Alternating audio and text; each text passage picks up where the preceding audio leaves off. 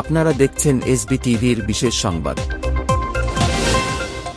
ট্রাম্পের মনোনীত জাতীয় গোয়েন্দা পরিচালক তুলসী গ্যাবার্ডকে নিয়ে উদ্বেগ যুক্তরাষ্ট্রের সাবেক প্রায় 100 কূটনীতিক, গোয়েন্দা ও নিরাপত্তা কর্মকর্তা।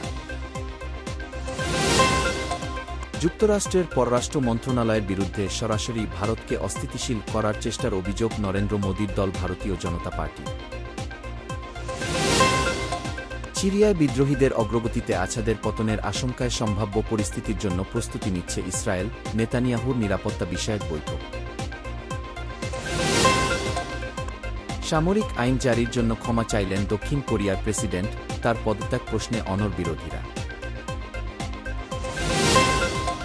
ভারতে হিন্দু প্রতিবেশীদের বিক্ষোভের মুখে মুসলিম দম্পতি, ধর্মের কারণে ওই বাড়িতে থাকতে দেবেন না বলে জানান হিন্দু প্রতিবেশীরা।